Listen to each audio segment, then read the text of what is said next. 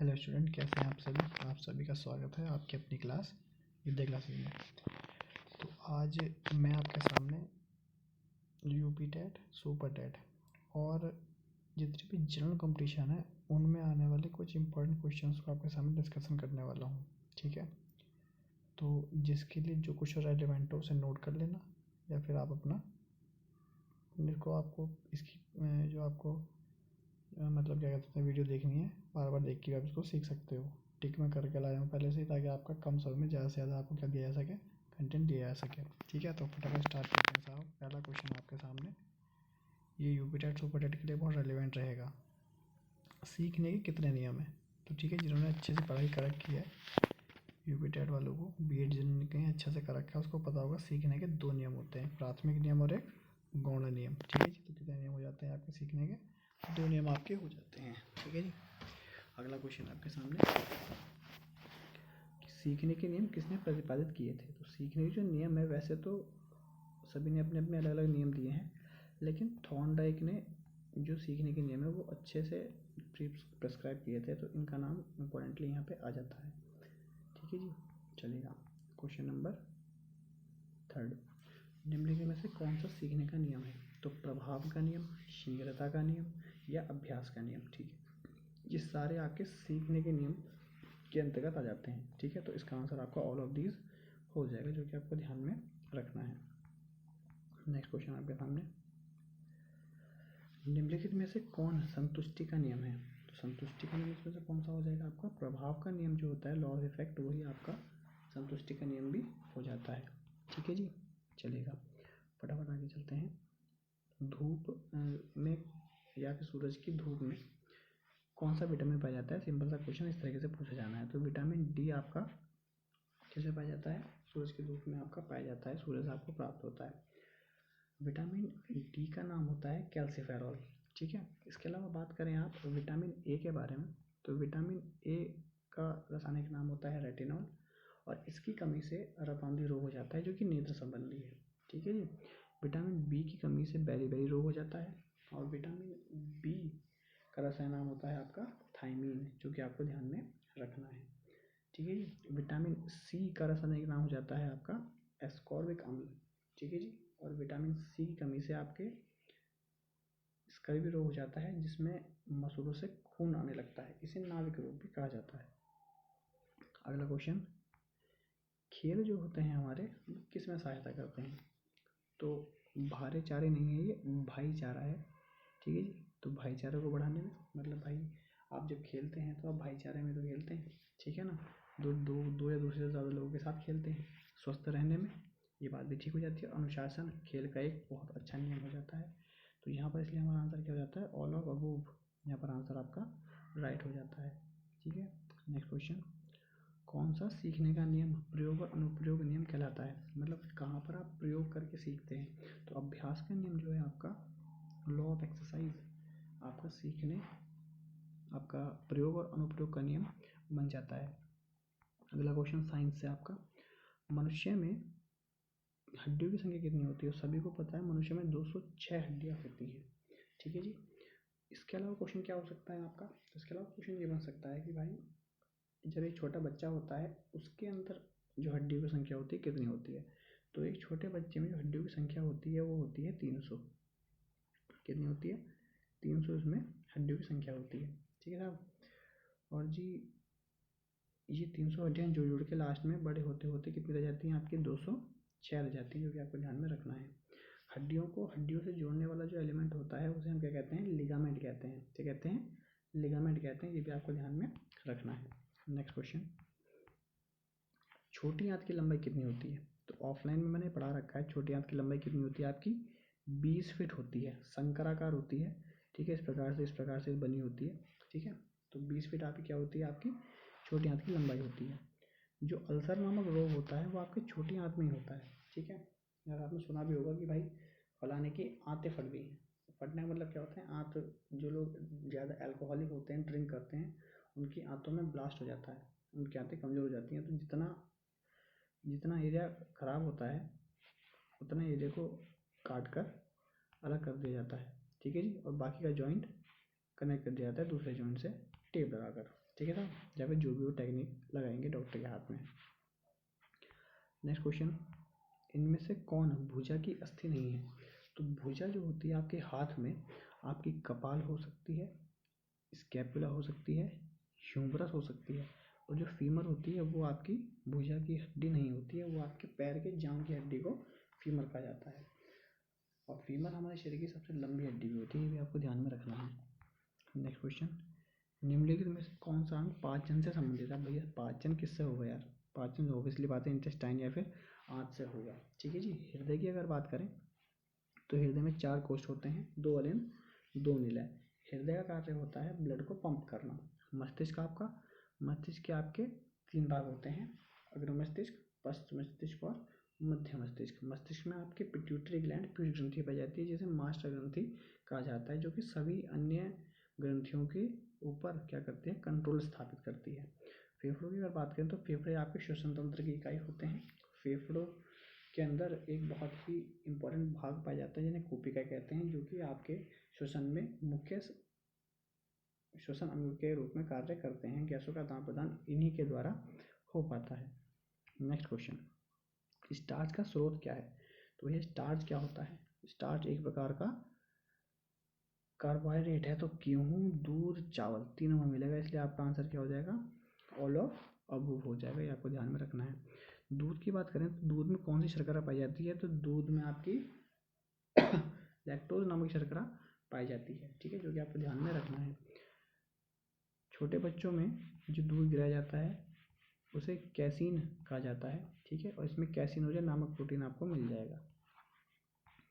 अगला क्वेश्चन देखिए आ गया, फेफड़े अंग हैं, तो फेफड़े किसका अंग है? अभी भी आपने पढ़ा है, फेफड़े आपके श्वसन तंत्र का अंग है। ठीक है, यहाँ पर आपको ऑप्शन दिख रहा होगा तंत्रिका तंत्र।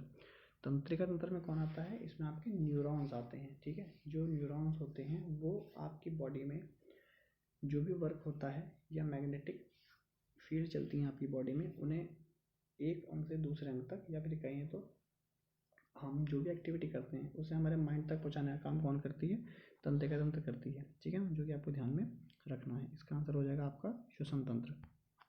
अगला प्रश्न, भारत का उड़न सिख किसे कहा जाता है? तो उड़न सिख के नाम से कौन फेमस है? आपके मिल्खा सिंह जी हमारे उड़न सिख के नाम से क्या है? प्रसिद्ध हैं। और मिल्खा सिंह जी का हाल ही में देहांत हो गया है, मृत्यु हो गई है, इसलिए क्वेश्चन इंपॉर्टेंट भी बन जाता है कि उड़न सिख कौन है? आपके मिल्खा सिंह। इसी प्रकार से उड़न परी कौन है? तो पीटी उषा जी आपके कौन है? उड़न परी। और पीटी उषा जी को हाल ही में इंडियन ओलंपिक संघ का महानिदेशक भी अपॉइंट किया गया है, जो कि आपको ध्यान में रखना है। ठीक है, आप मुझे कमेंट बॉक्स में बताना कि ये मिल्खा सिंह जी जो हैं, इनकी जो एक ऑटोबायोग्राफी है उसका नाम क्या है? ठीक है, ये आप मुझे बताओगे। नेक्स्ट क्वेश्चन, टाइगर वुड्स किस खेल से संबंधित है? तो ये टाइगर वुड्स ना गोल्फ खेलते हैं।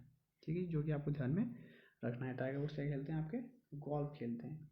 चेस की अगर बात की जाए तो चेस में जो हमारे फेमस खिलाड़ी हैं वो हैं श्री विश्वनाथन आनंद जी, जो कि सबसे पहला जो आपका राजीव गांधी खेल रत्न पुरस्कार था, जिसे अब मेजर ध्यानचंद खेल रत्न पुरस्कार के नाम से जानते हैं, वो उनको सबसे पहले दिया गया था।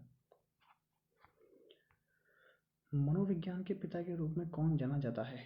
तो मनोविज्ञान के जो पिता हैं उनके रूप में आप सिगमंड फ्राइड को इजीली जान सकते हैं, जो कि आपका आंसर राइट हो जाएगा। इंपॉर्टेंट नहीं है इतना, लेकिन फिर भी ध्यान रखना चाहिए। निम्नलिखित में से किसे धौंकनी सांस कहा जाता है? ठीक है जी, धौंकनी सांस एक प्रकार का क्या है हमारा, जैसे कपालभाति नहीं होता इसी प्रकार से होता है। तो भस्त्रिका को आपको क्या कहा जाता है? धौंकनी सांस आपका कहा जाता है, एक प्रकार का योग है। इंसुलिन नियंत्रित करता है, तो इंसुलिन आप सबको पता है ये आपके रक्त शर्करा ब्लड शुगर को क्या करता है? नियंत्रित करता है, जो कि आपको ध्यान में रखना है। नेक्स्ट क्वेश्चन, आगामी ओलंपिक खेल होंगे, तो ये थोड़ा पुराना क्वेश्चन है, प्रीवियस क्वेश्चन हैं ये, तो 2021 में तो नहीं, क्योंकि अभी अभी हाल ही में ओलंपिक हुए हैं 2022 में। अगले ओलंपिक जो होंगे वो कब होने वाले हैं हमारे? मतलब इस साल में 2022 में हुए, जो कि आपको ध्यान में रखने हैं। ओलंपिक में हमारे 7 पदक हम लोग जीत के लाए हैं, जिसमें से 1 गोल्ड था। टोक्यो ओलंपिक में हमने 1 गोल्ड जीता है, जो कि नीरज चोपड़ा जी के द्वारा जीता गया था, जो कि आपको ध्यान में रखना है। ठीक है जी। एनसीसी का पूर्ण रूप क्या है? तो नेशनल कैडेट कॉर्प्स, ये आपका एनसीसी का फुल फॉर्म हो जाता है। WHO का पूर्ण रूप क्या है? तो World Health Organization, World Health Organization, ये आपका सी आंसर यहाँ पर ठीक हो जाता है। WHO की जो स्थापना हुई थी वो आपकी 1948 में होती है, ठीक है, और इसका मुख्यालय जिनेवा स्विट्जरलैंड में है, जो कि आपको ध्यान में रखना है। कौन सा श्वसन तंत्र का अंग है? तो फिर से दोबारा क्वेश्चन शायद रिपीट हो गया। आपके जो फेफड़े हैं, लंग्स हैं, वो आपके श्वसन तंत्र का अंग हो जाते हैं। दाब मापने का उपकरण प्रयोग करते हैं, तो दाब मापने में आप मैनोमीटर का प्रयोग करते हैं। अगर बात की जाए शर्करा मापी, शर्करा मतलब ग्लूकोज, यानी कि आप ग्लूकोज के द्वारा ग्लूकोज का मापन जो है शर्करा मापी से कर सकते हैं। अमीटर के द्वारा अगर बात की जाए तो अमीटर के द्वारा आप इसका मापन करेंगे, वैद्युत धारा का मापन किया जाता है। और लैक्टोमीटर के द्वारा दूध की शर्करा का मापन किया जाता है। जहाँ भी लैक्टो वर्ड आ जाए आप समझ जाना दूध की बात हो रही है। नेक्स्ट क्वेश्चन आपके सामने, विश्व स्वास्थ्य संगठन WHO की स्थापना कब की गई? अभी भी क्वेश्चन मैंने आपको बताया कि 1948 में WHO की स्थापना की गई थी। अमाशय कौन से रसायन क्रिया द्वारा छोड़ता है? और क्वेश्चन थोड़ा आपका अप डाउन हो गया, ये पूछना चाह रहा है कि अमाशय में से कौन सा रस निकलता है। तो अमाशय में भैया पेप्सिन, रेनिन, हाइड्रोक्लोरिक एसिड तीनों निकलते हैं, इसलिए ऑल ऑफ वो आपका आंसर हो जाता है। पेप्सिन जो होता है वो आपका प्रोटीन का पाचन करता है, रेनिन दूध में उपस्थित कैसिनोजन का पाचन करता है, और हाइड्रोक्लोरिक अम्ल जो होता है इसके बहुत सारे काम हैं। ये आपके पेप्सिन को एक्टिवेट भी करता है, आपके भोजन में आए हुए जो आपके एक प्रकार से बैक्टीरिया है ना उनको नष्ट करता है, ठीक है जी, और भोजन को पचाने का काम भी करता है, इसलिए आपका आंसर क्या हो जाता है यहाँ पे? उपयुक्त सभी हो जाता है। छोटी आंत का मुख्य कौन सा अंग है? तो छोटी आंत का अंग पूछना चाह रहे हैं। तो छोटी आंत के 3 भाग होते हैं, डेडोनम, जेजुनम और इलियम। तो डुओडेनम जो है इसका एक अंग हो जाता है, ठीक है जी। अगर बात करें आमाशय नली, तो आमाशय नली कोई वर्ड नहीं है, ठीक है। आमाशय अपने आप में एक ग्रंथि होती है, सॉरी, आमाशय अपने आप में आपका जो उदर होता है, पेट होता है, उस आमाशय कहा जाता है। पित्त की थैली, ठीक है साहब, ये गॉल ब्लैडर की बात हो रही है, पित्त की थैली। और लीवर अपने आप में एक क्या है? ग्रंथि है, जो कि हमारे शरीर की सबसे बड़ी ग्रंथि है। लीवर से बाइल जूस निकलता है, पित्तरस निकलता है, जो कि पित्ताशय में एकत्रित हो जाता है, ठीक है, जिसे गॉल ब्लैडर कहा जाता है। नेक्स्ट क्वेश्चन, बड़ी आंत की लंबाई कितनी होती है? तो बड़ी आंत की लंबाई आपकी 1.5 मीटर हो जाती है। इस प्रकार से आपकी बड़ी आंत पेट में लगी होती है, जो कि आपको ध्यान में रखनी है, ठीक है जी। जो वी आकार की आपको दिख रही है ऊपर से नीचे, ये वाली, ये क्या है? आपकी बड़ी आंत होती है, 1.5 मीटर की होती है। छोटी आंत की लंबाई कितनी बताई गई थी? 20 फीट आपकी बताई गई थी। नेक्स्ट क्वेश्चन पर चलते हैं, शरीर की सबसे लंबी अस्थि कौन सी है? तो शरीर की सबसे लंबी अस्थि जो है वो आपकी फीमर हो जाती है, जो कि आपको ध्यान में रखनी है, ठीक है जी। अस्थि की बात हुई है, चलेगा, आगे चलते हैं। शरीर की सबसे बड़ी ग्रंथि कौन सी है? तो शरीर की सबसे बड़ी ग्रंथि मैंने आपको बताया कौन सी होती है, यकृत या लीवर होती है। इसके अलावा पिट्यूटरी ग्लैंड जो होती है, इससे आपका मास्टर ग्रंथि को कहा जाता है, थोड़ी देर पहले बताया गया था। लार ग्रंथि, लार ग्रंथि से आपके टाइलिन एंजाइम आपका निकलता है, जो कि स्टार्च के पाचन में सहायता होता है। थायराइड ग्रंथि से थायरोक्सिन हार्मोन निकलता है, जो कि आपको ध्यान में रखना है। नेक्स्ट क्वेश्चन, आदर्श धावन पथ कितने मीटर का होता है?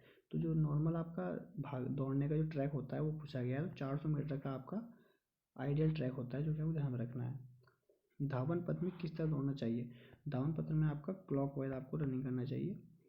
इसमें थोड़ा डाउट हो रहा है कि क्लॉकवाइज होना चाहिए या शायद आपका दाहिनी तरफ, एंटी क्लॉकवाइज हमें रनिंग करनी चाहिए, क्योंकि अधिकतर जो रनर होते हैं वो सारे एंटी क्लॉकवाइज ही आपकी रनिंग करते हैं। तो मेरे ख्याल में इसका आंसर क्या होना चाहिए? एंटी क्लॉकवाइज होना चाहिए। एक बार रीचेक इसको हम कर लेंगे। नेक्स्ट, धावन पथ की प्रत्येक लाइन की चौड़ाई कितनी होती है? तो 1.22 मीटर धावन पथ की लंबाई जो चौड़ाई होती है वो होती है।